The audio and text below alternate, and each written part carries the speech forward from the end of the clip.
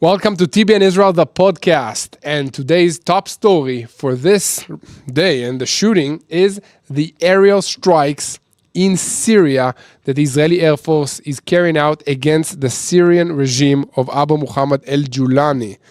He changed his name, Yair. Muhammad al-Shara.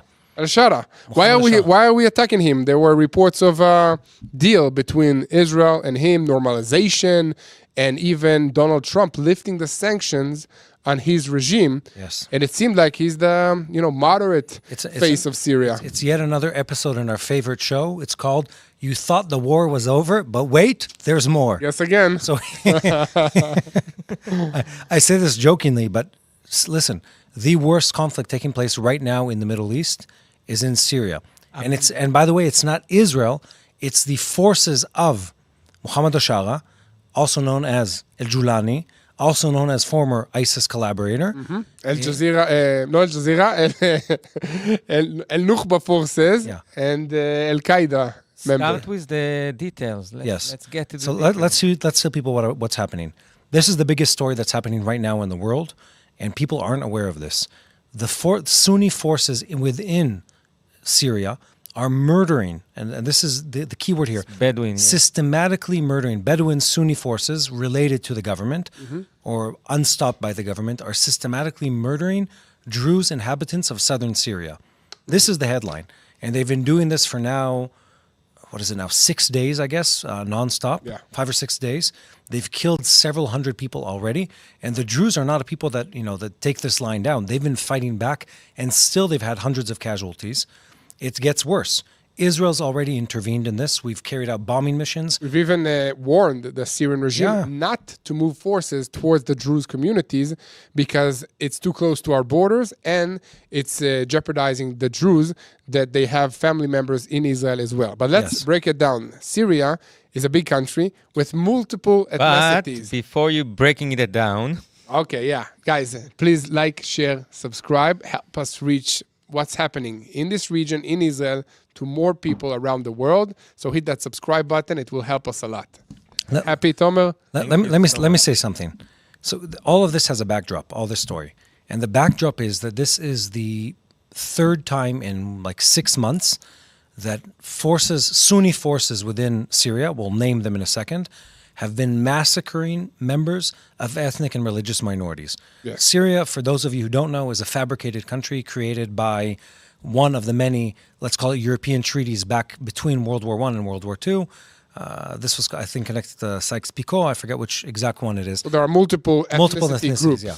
And it was ruled for 50-something years by the Alawites, the Assad family. Which is a very small minority. Yeah, Alawites are like this tiny sect that's considered heretic in Islam. There's the Druze, which again are considered heretic by Islam. And 700,000 Druze people in Syria. But it's a small minority. Compared to the number of the people in Syria. Syria before the civil war, I think, was pushing 30 million, something like that. Now we don't know. You don't have a count. No, but I think they're at least, they're substantially less. Anyway, so, and the majority of the country is Sunni Muslims. Exactly. They weren't a radical country to begin with. Maybe more in the rural areas they were more radical. Now with the new government, they've become far more radicalized, and they've carried out 3 waves of massacres against, it was the Druze, the Alawites, and now the Druze again. Yeah. And this comes sort of at the tail end of them saying to the minorities, we're trying, and if you're hearing this, I'm giving the most cynical air quotes I could possibly give, we want to stabilize the country by disarming the militias.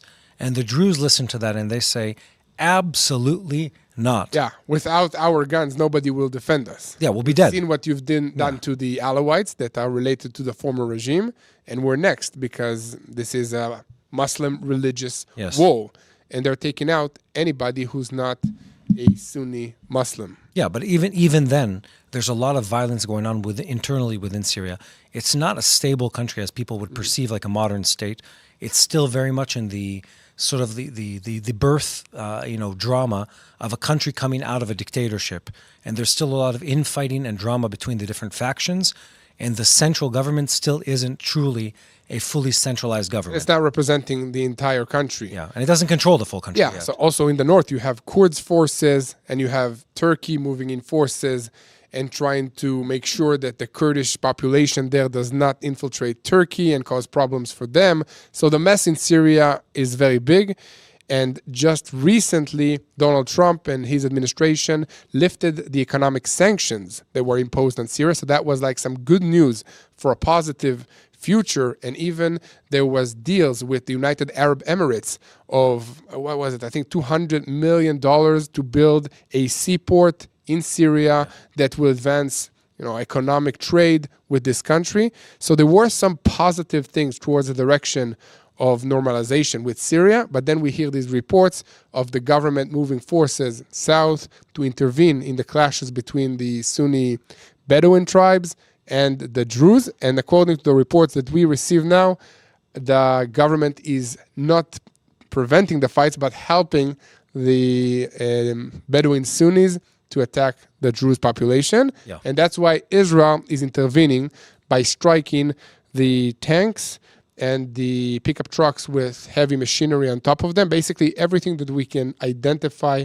from a drone, we are striking down so that the big weapons do not reach south. Yeah. But we have reports that this is not really effective in preventing the soldiers. It's not. Of reaching you can't stop these locations. A massacre carried out by foot soldiers, by strategic bombing.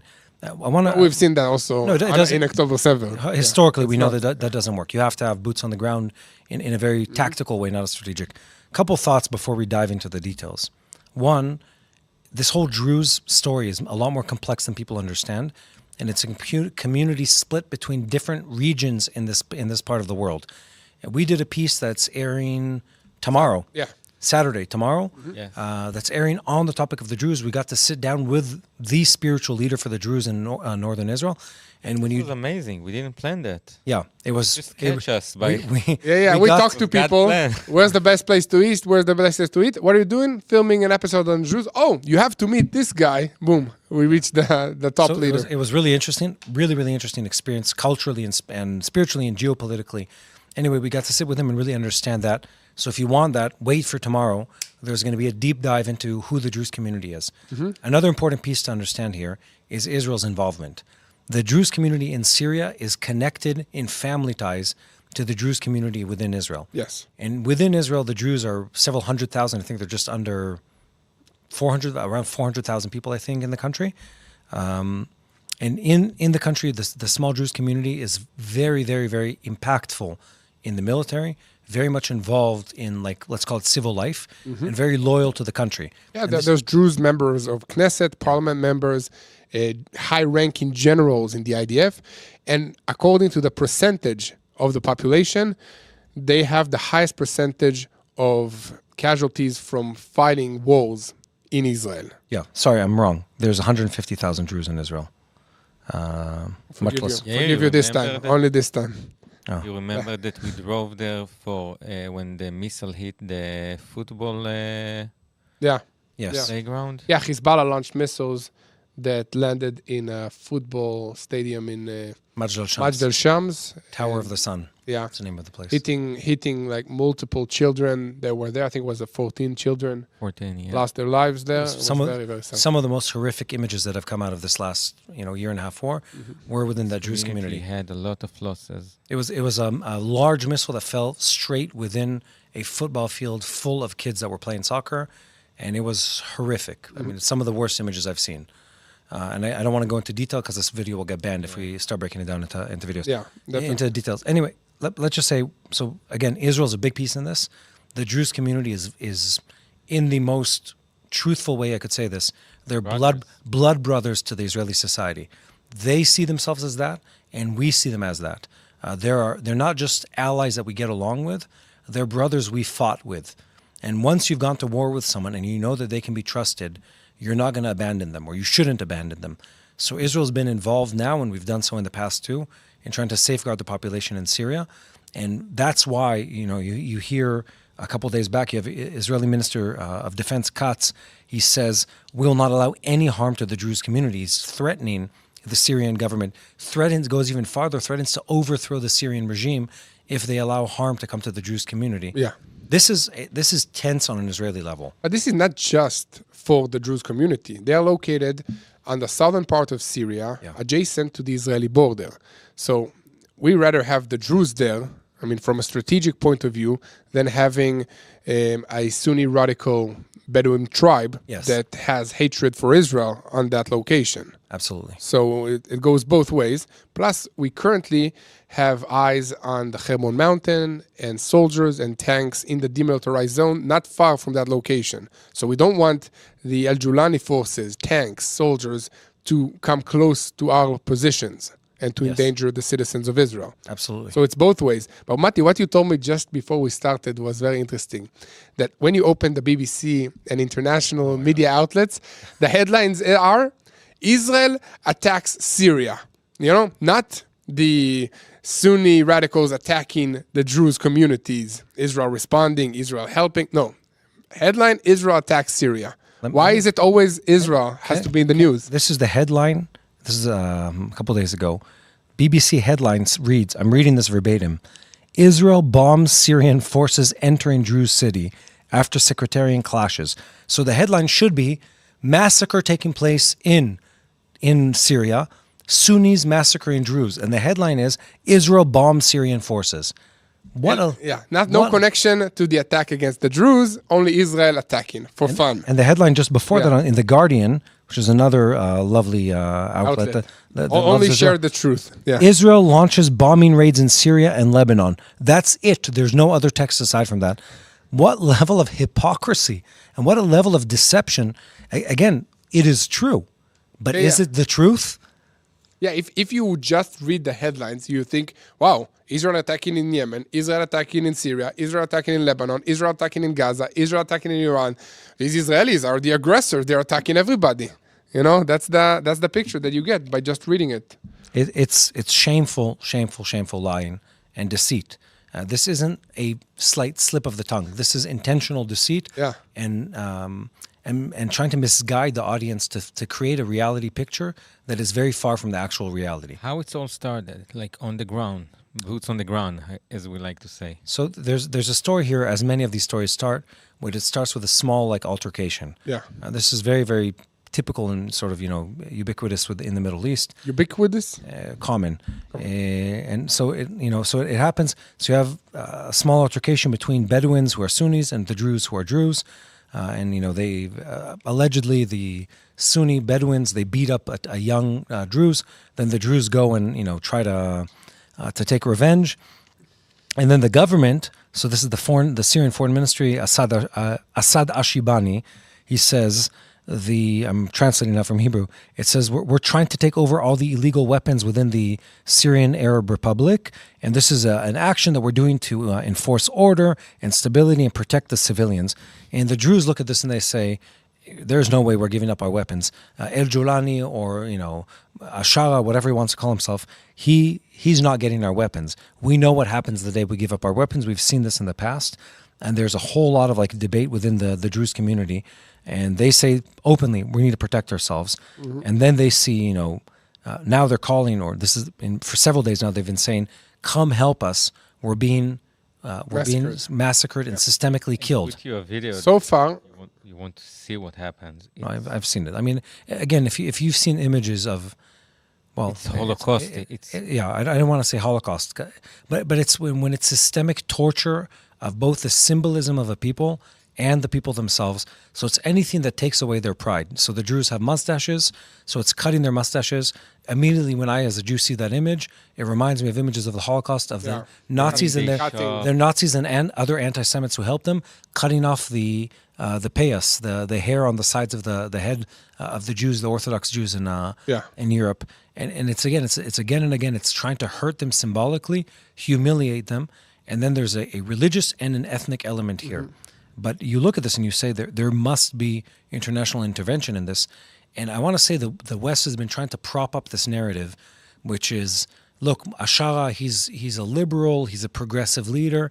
He's changed since the jolly good old days of fighting alongside ISIS.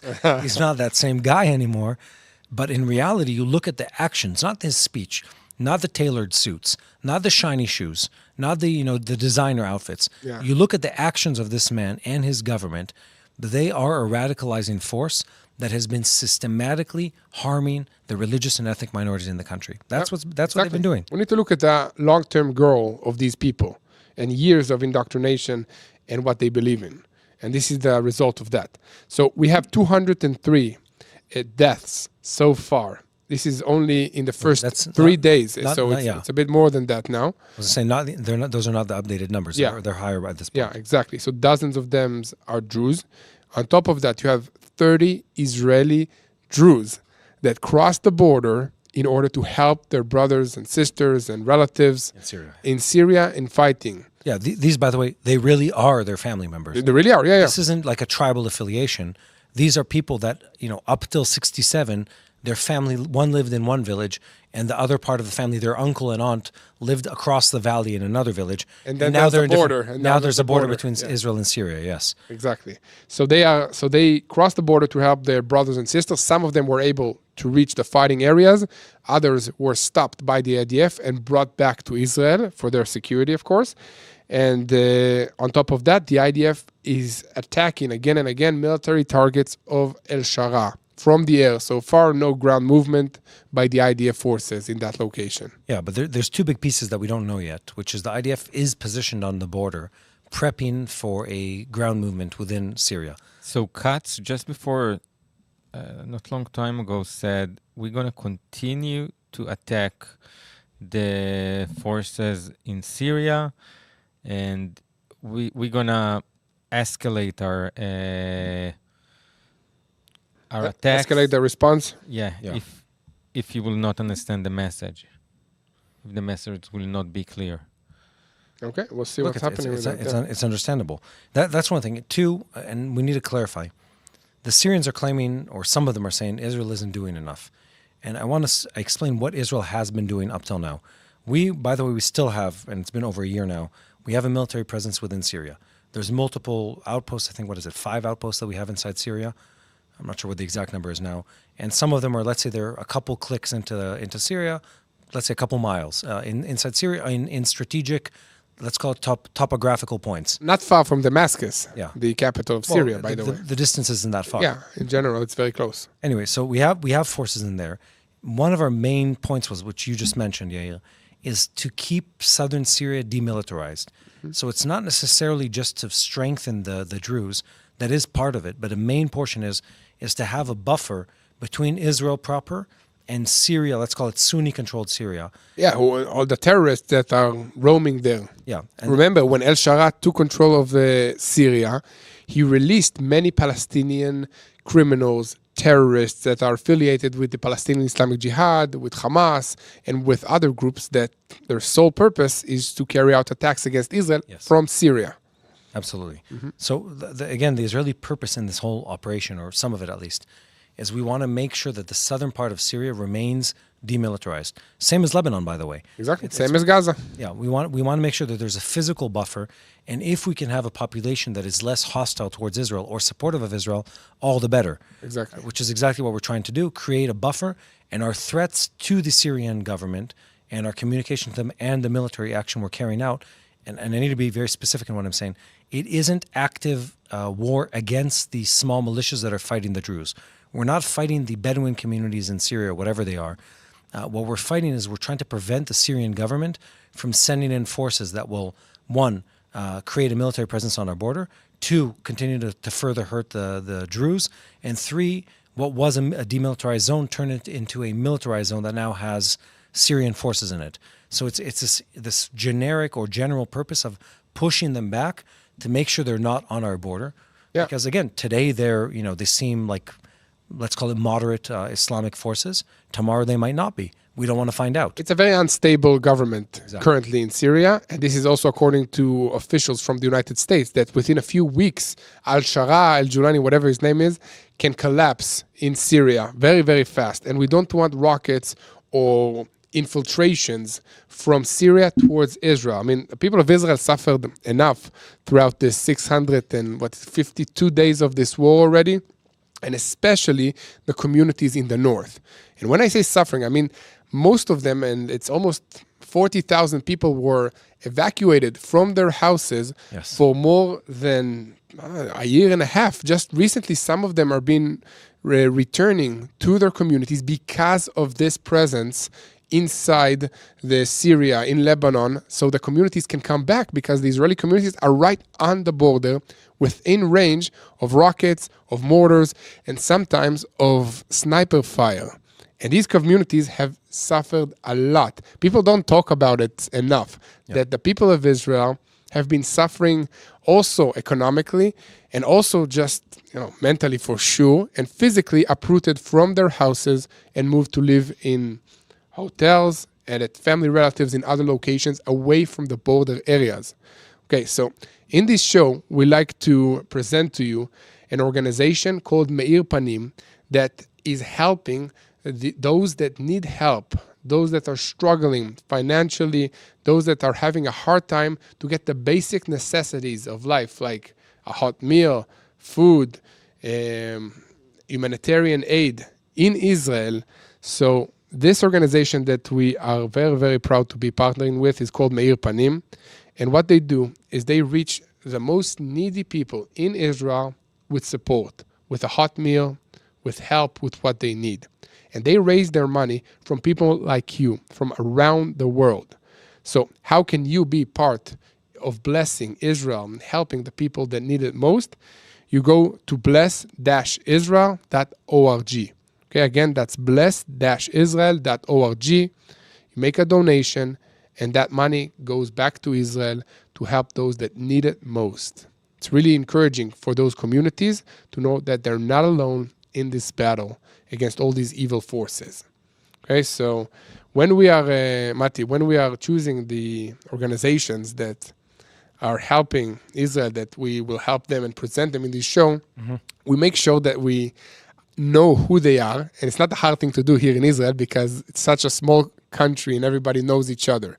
So these organizations, we have been working with them, and TBN has been working with them for a long time, and they are doing actual work on the ground in Israel. I've been to Meir Panim centers many times over many years, by the way. Oh, that's good. So, and I think this is important to state. It's important to say that. When we say these things, we know these people. I know they're members of their team. I've met them. I've seen the people on the ground that are being fed by them. We know several organizations that have donated to them large amounts of money over the years and been very, very happy with the results.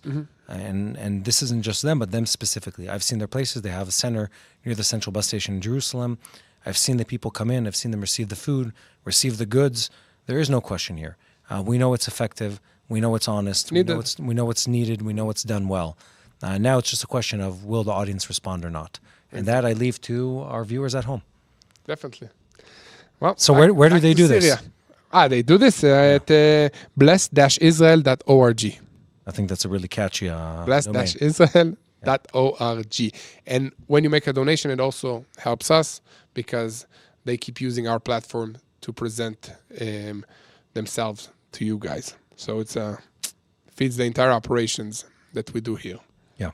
So let's talk about where all of this is going on a regional sense. Syria was part of a bigger play, which was supposed to be the U.S. rebuilding the power structures in the Middle East. It was Iran, it was the Saudis, it was Syria, it was Gaza that were supposed to be part of this big deal that was going to lead to the next phase of the Abraham Accords. And Lebanon. Yeah, and Lebanon, sorry. Yeah. That was the picture that we were fed in the last, let's say, month or so. And it was, there's a big deal coming.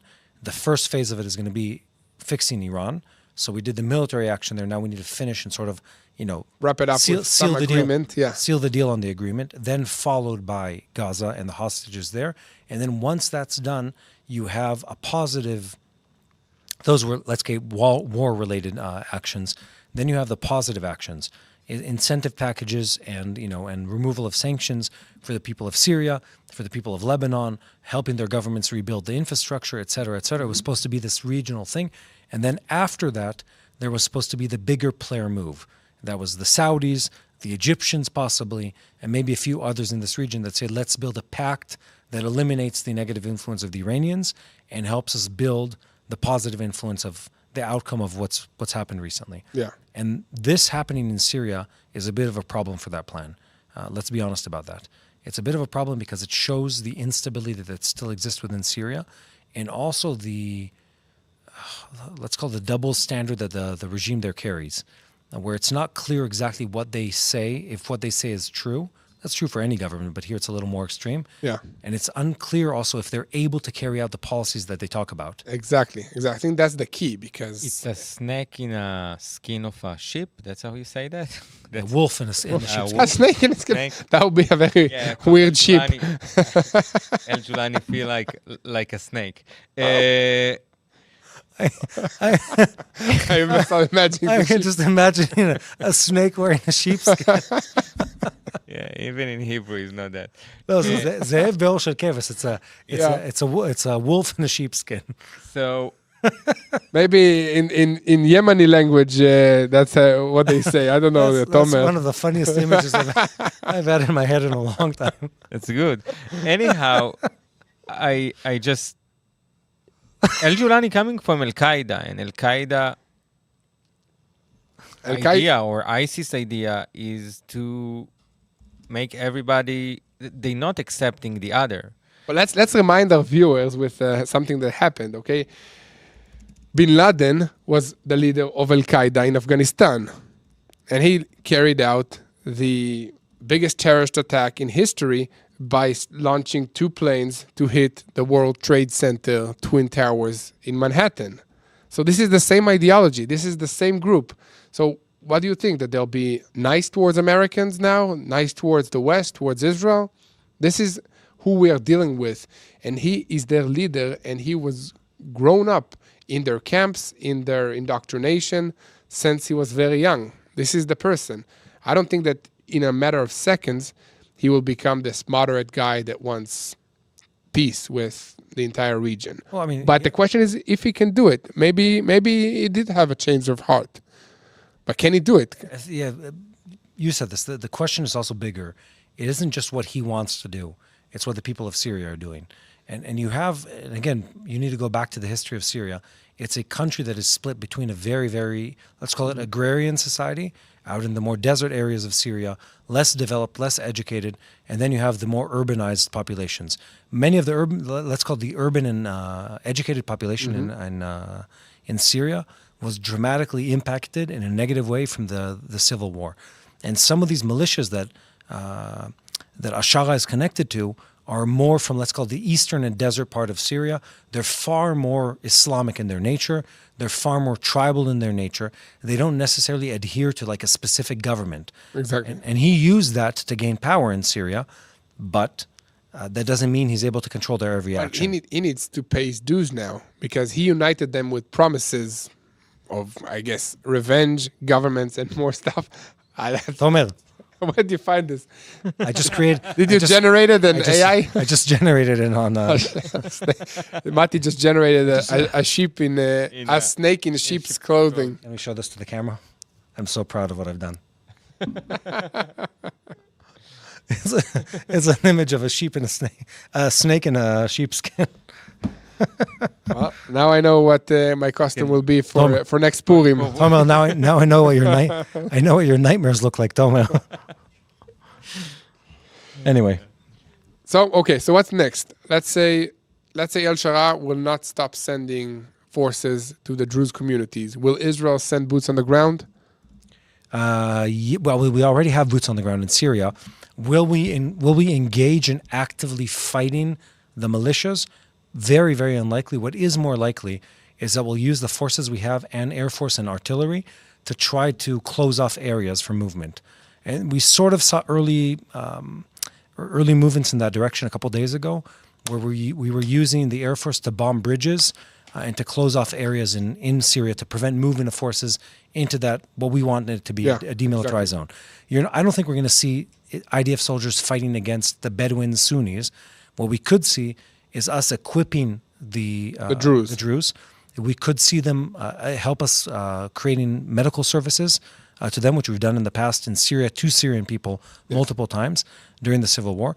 And we could see the IDF holding on to, let's call it, junctions or strategic points and clarifying to the Syrian government that no one can enter or exit that area, and by that allowing the Druze community to fight off their enemies and more successfully stabilize the situation. Basically giving them a logistical, back to their fighting against the Muslim Sunnis, and then, that will help them win this war, basically. Yes. 700,000 Druze in Syria. It's a big population, and they are very, very understanding of military tactics and very part of the military Culture? Culture, yeah. Yes, Druze absolutely. in general. Yeah, I mean they're a very militant community to begin with, and in a positive sense. I'm saying they have the ability and the knowledge and the experience as fighting. And by the way, the Syrian army also has many Druze soldiers in it, or did. It's not really an army anymore. It did, yeah. Yeah, it had a lot of Druze soldiers and officers within it, and even units that were Druze in it. And they were highly respected for their fighting ability. The Druze in general are very loyal to the government of the geographical country that they reside in. Yes. So they were very, very loyal to the Assad regime. And now that it was toppled, that's why they're a target for the Sunni radicals in the country. Absolutely. So look, it's a tense situation, but I'd say it's a wonderful case study, and not in a positive sense, in a negative sense, of how this region really works. And there's this very, very, very overly optimistic image that exists within certain elements of the U.S. government and other countries, where people try to look at someone and force on them a perception of reality that they don't have the ability to execute.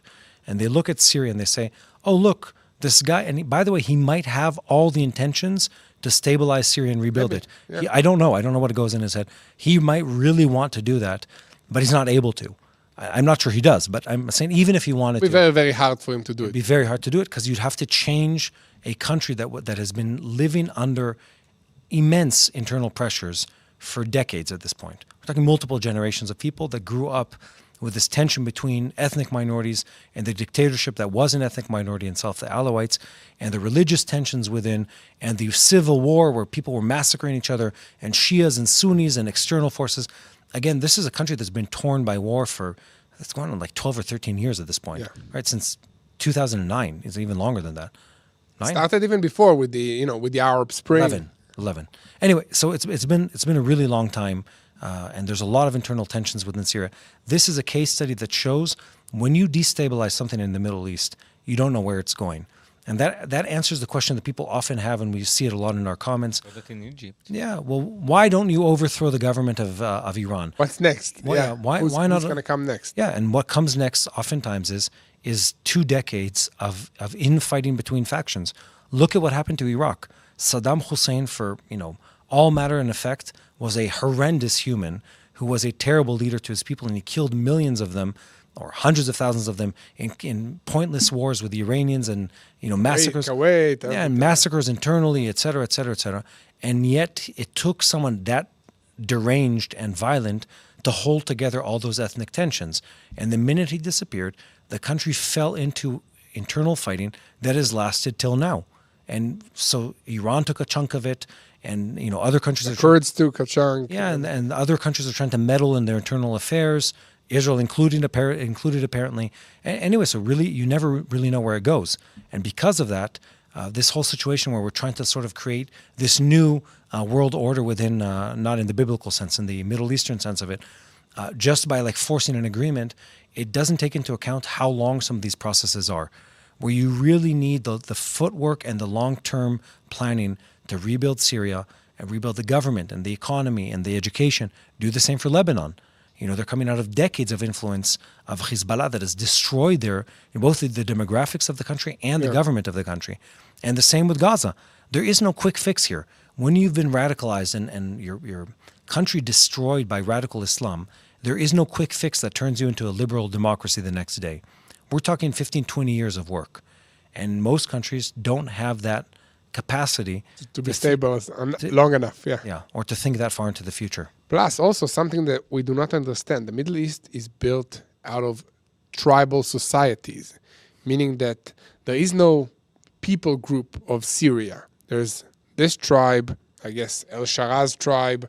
He has a few tribal leaders that are supporting him, and then you have the Druze, then you have the Alawite tribes, then you have the Kurds tribes, and then within each minority, you also have multiple divisions. This is something that it is important to understand. This is a tribal society with tribal leaders and a lot of respect between these tribal leaders, or disrespect, or hatreds, or revenge feuds that goes for generations. If somebody killed a family member, and there is like this on and on fighting and revenge that needs to be taken care of in order to protect the honor of the family. This is something that we do not understand in the West when we're talking about Syria, when we're talking about the Gaza Strip, when we're trying to westernize and solve a problem with, solve a Middle Eastern problem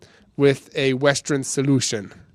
So what Israel is doing and what it understands is, okay, this is unstable here. I don't know what's going to happen. Let's put some boots on the ground. Let's take the strategic locations. Yes. Let's put some forces in the demilitarized zone. We can't trust the United Nations peacekeeping force because we've learned that any time that somebody is coming close to them, they run to Israel. And this time we have boots on the ground, tanks on the ground, and Air Force in the sky in Syria, Lebanon, and now in Gaza. Yeah, and there's two problems here. Where you look at this on Israel is now carrying out a very different military and diplomatic policy, where we've come to the conclusion that we say in Hebrew, "Im enanili mili." If I'm not to myself, no one will be for me. It's very hard to sustain. It's also very hard to say that sentence if you don't speak Hebrew. But it's, Im enanili mili, also in Hebrew. it's a bit of a tongue twister. But to make Like a point, Massachusetts. Massachusetts is a great word. I see. I learned. You've been practicing. It's one of the favorite words in English that Israelis quote as an impossible word to say. Massachusetts. Anyway, so to be serious for a second, Israel has this twofold doctrine. On the military side, we say we're no longer relying, and we've said this publicly, we're not relying on anyone external to safeguard our borders. If there's a threat coming within Syria, we'll have soldiers there. If it's coming from Lebanon, we'll have soldiers there. If it's coming from Iran, we'll bomb them. If it comes from Yemen, We'll bomb them. We'll bomb them, or we'll fight them whatever way we can. Same for Gaza. So that's one way. The other one is in the diplomatic sense of playing a longer game, which is trying to bring in other forces in the region to stabilize. Mm-hmm. Then both of these things have a problem to them, which is they're both really complicated and really expensive to carry out. And we need to be honest about expectations here. For Israel to go back to having, and again, the Israeli government is intentionally vague about how many soldiers we have in Syria and Lebanon, both for internal reasons and external reasons because it doesn't look good. But let's say we have, hundreds or a couple thousand soldiers in there. Just maintaining that, in the first months it's easy. Once the other side gets organized and learns your patterns of behavior, It becomes hard. Yeah. it becomes much, much harder, as we're experiencing right now in the Gaza Strip. You start sustaining casualties, it becomes more expensive, and you're a heavier force within those countries. We don't want to be in a place in 12 months where we're sustaining military operations on an ongoing basis in 4 or 5 other countries at the same time, simultaneously, while trying to protect also internally in Judea and Samaria. That's a very, very tall order for the IDF and a huge drain on manpower that's already been working very, very hard. Yeah, not just the money. It's also the Human. people that die.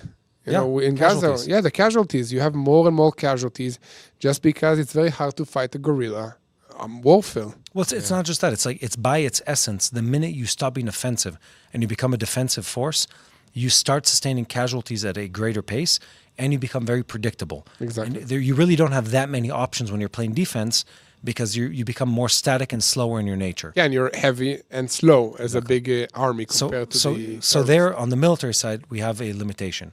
It's a limitation of time, of resources. Of time plays against you and resources play against you. And obviously that includes also international public opinion plays against you from day one, as we've just seen with the headlines coming out of the situation. And then on the diplomatic fix side of it, we've really tried to do the right thing. We've involved the Americans, we've involved the Europeans, and the French are once again meddling in the Middle East, which, by the way, historically never ended well for anyone, except for the French, I guess. They don't have a very good track record, if people forget that. And so everyone's involved in this, again, trying to rebuild. But these are processes. Look, Lebanon, let's take it as an example. Lebanon was considered the French Riviera of the Middle East back in the 70s. late 60s, early 70s.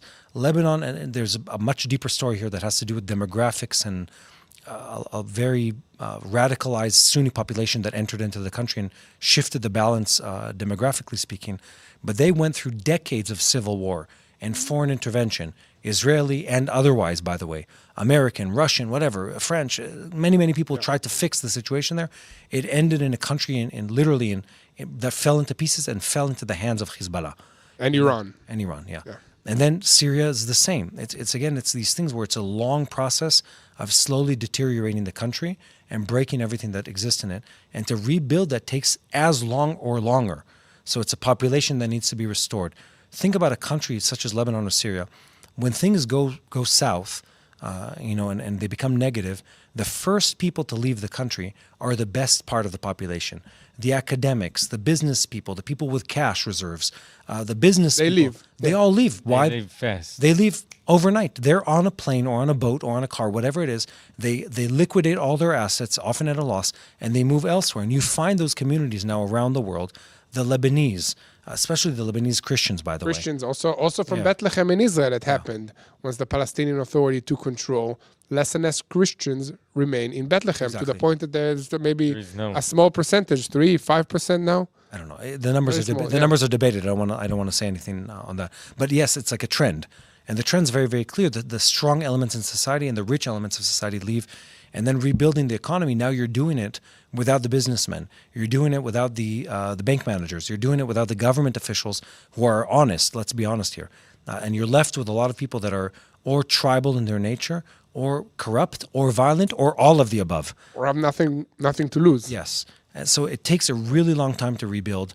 Look at the people of Gaza. Gaza before the war, and you just look at this on a regional level. Gaza before the war, the best and the brightest of the Gazan population, all the young men and women who were from the strong families, the educated families, where are they now? They're in Europe and they're in the US. They fled, or they're in Dubai. They fled Gaza well before the war broke out. Yeah. They fled Gaza because they wanted a better life for themselves, and they would pay $5,000 to $10,000 a head to get on a speedboat and show up in Greece as refugees, and then make a better life for themselves. And the same has happened for decades in Lebanon and in Syria and in Iraq now. We're talking tens of millions of people. So when you want to rebuild this region, it's a really long process, and it requires the American government, the European governments, the Israeli government to think really long term and to be very strategic about who we identify as a partner, and then rebuild them. And that's something very hard for Western governments to think past their 4-year, 5-year term. Yeah, that's also also really impossible.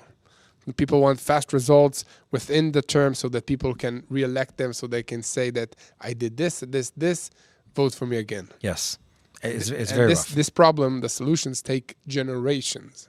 Yes, they do. So we have a problem in that sense. Exactly. And because of that, we need to be very, very wise about how we play our cards in Israel. We need to be praying on a daily basis. Let's be honest here. For sure. I mean, the fact that we're able to stabilize things is very close to a miracle in many, many different senses. And now it's a question of the next months, and there's so many things on the table. It's dealing with Iran, dealing with Lebanon, dealing with Syria, rebuilding the Gaza Strip. So many big things that need to be dealt with. Each on its own is a huge challenge. Our government needs an incredible amount of wisdom. Exactly. The American government needs an incredible amount of wisdom. And the European countries and the Arab countries that are going to help rebuild, they need to be very strategic, very intentional, very honest with what they're doing here. And only then can we see a positive outcome. Yeah, definitely. Well, Mati, I think this is all about Syria, the Druze. I think we gave you guys a lot of topics to understand that the Middle East is very complicated. And the best thing that we can do in order to help the situation is to pray. Because this is not just a physical war. All these nations are not just fighting Israel. Don't believe everything you hear on the mainstream media. It's not all Israel's fault.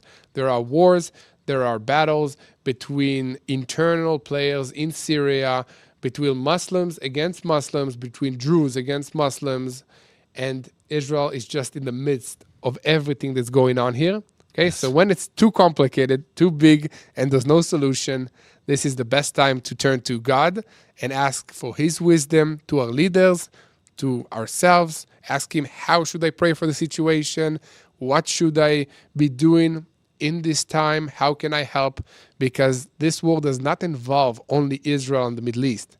These elements are Al-Qaeda. May I remind you, they launched attacks against the World Trade Center in Manhattan, in New York City. And that's their goal, is they start with Israel, with the Middle East, with attacking each other, and then they want to spread to the West, to Europe, to the United States. So let's unite in prayer. Let's ask God that listens to us to help us with everything here in this situation. And thank you, Mati. Thank you. Good to be back to the studio. I like the air conditioner, like the lights, like Tomer. And one more word. And thank you to the team that works on this project behind the scenes. I'm trying to think who's downstairs. Sam and Micah. Gitai. Yeah, Igal is off. Igal's on vacation. Yeah. But there's a whole team that works behind the scenes. Yair and I are privileged to just, for the most part, show up, and everything works every single time. So we're blessed to have a very, very substantial team that works on these projects. Exactly. And God bless all you guys at home. It's a privilege to be here every week and share the truth about what happens in this part of the world. Definitely. So see you again next time. Make sure to like, share, subscribe, and talk to somebody about what's happening in Israel, and keep praying for the peace of Jerusalem. Hello, this is Mati here in Jerusalem with TBN Israel. This is Yair Pinto from TBN Israel here in Jerusalem. TBN Israel is keeping viewers informed with Israel-focused news, culture, and what God is doing in this land. Support TBN Israel today online at tbn.org/Israel. Thank you.